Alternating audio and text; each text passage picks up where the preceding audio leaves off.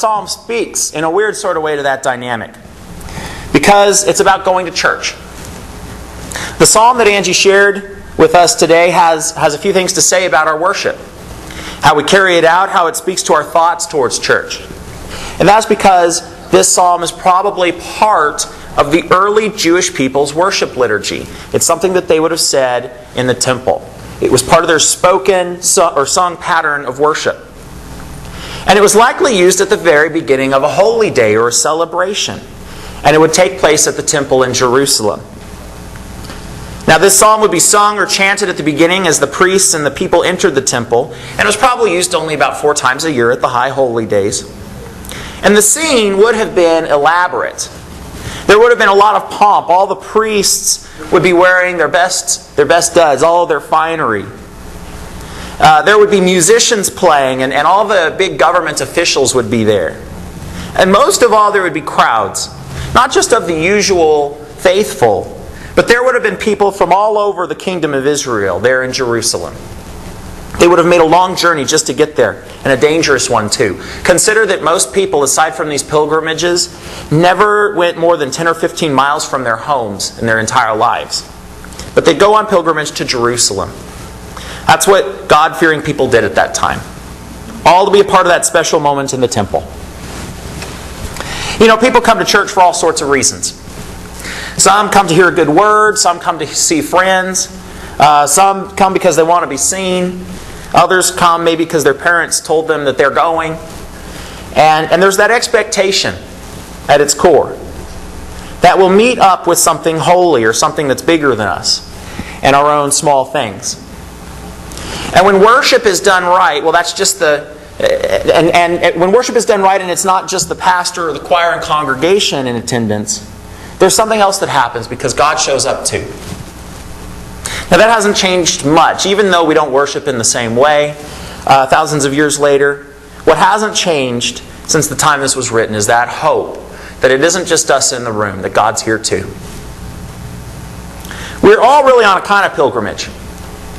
We're all seeking for something holy, something divine, and this pilgrimage, this journey of searching for God, defines us.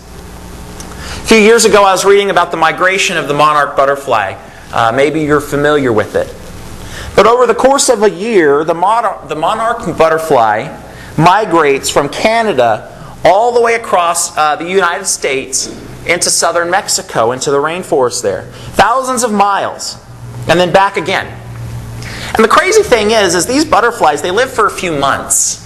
Maybe 3 or 4 months at most. So this migration, a single cycle, can take 3 or 4 generations of butterflies from start to finish.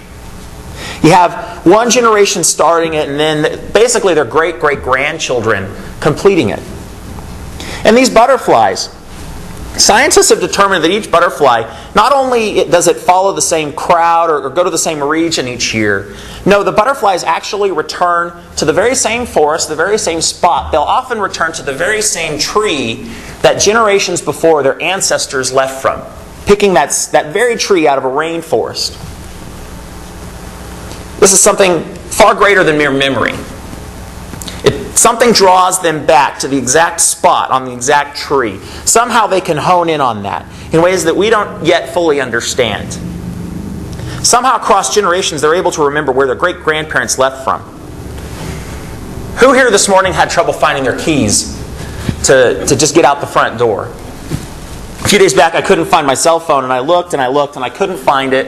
And finally I had to get my house phone and call my cell phone just so I could hear it and I'd know where the phone was in the stupid house.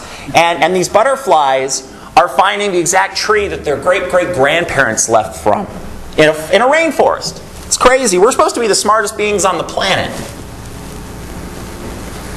There's something deep, something primal which compels these butterflies to do what they do. And maybe we can't find our keys out on our way out the door. But there's something like that calling us toward God. There's something which draws us to God. And this psalm, and the pilgrims who are chanting it, it speaks to that. There's a yearning. There's a hunger for something bigger and deeper than our own understanding. There's a desire to plug into some kind of divine force which governs the universe, which guides butterflies back to their great-grandfather's home tree.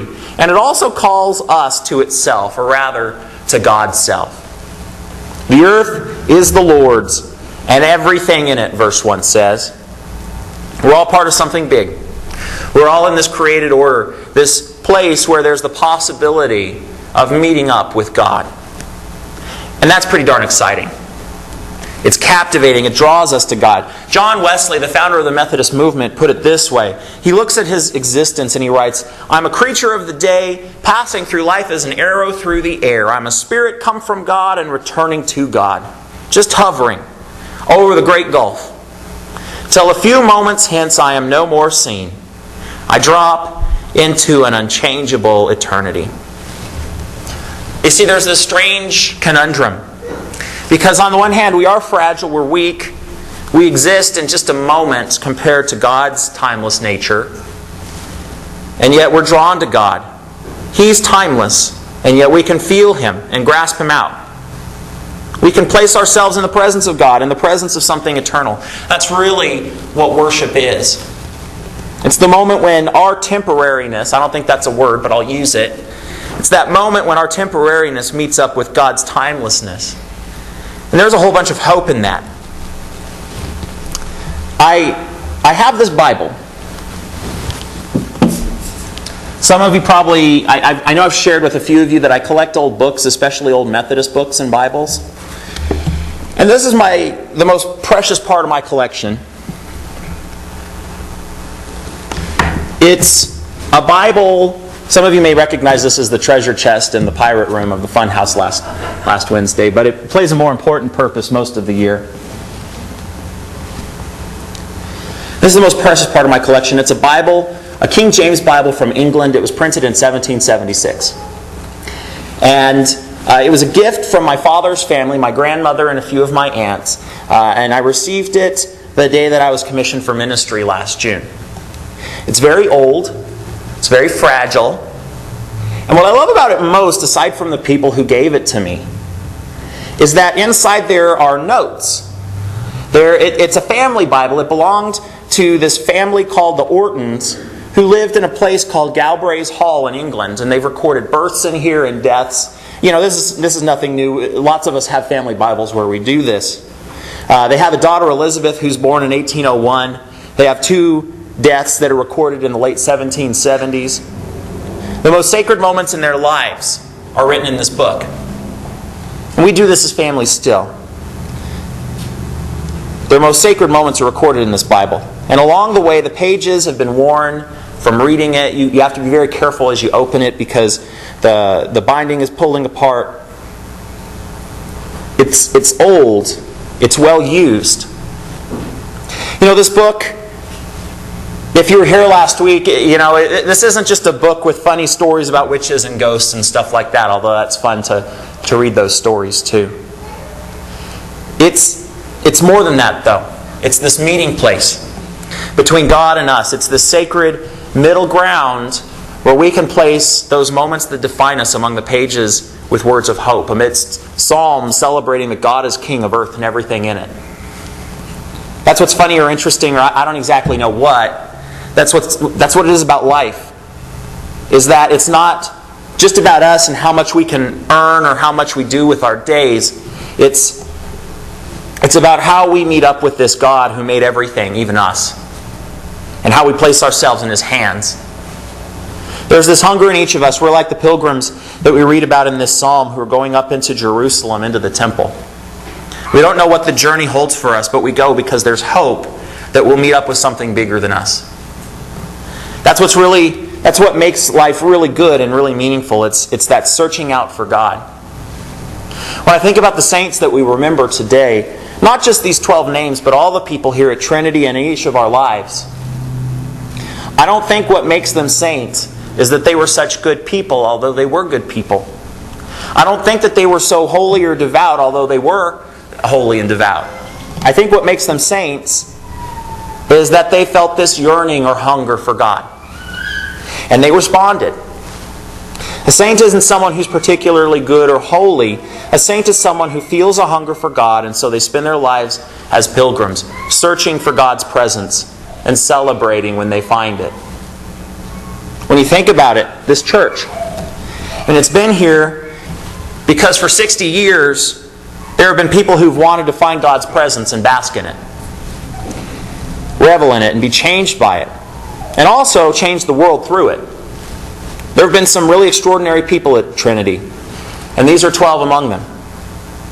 What made them extraordinary is the way they sought God's presence in their lives and then opened themselves to that presence. And by the way, God didn't just meet them at the end to shepherd them into heaven. God's glory shined in their lives as well. Now, I'm glad we lit candles for them. I'm glad we read their names. That's worth doing. But how we honor them is how we follow their example.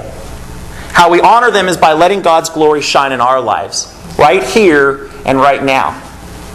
It's all well and good to have a memorial, to mourn and do the things that we do.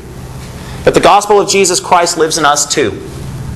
And if we want to pay homage to people who we've loved and lost, the best thing we can do is live as though we're on a spiritual pilgrimage, searching for God and inviting people to come with us.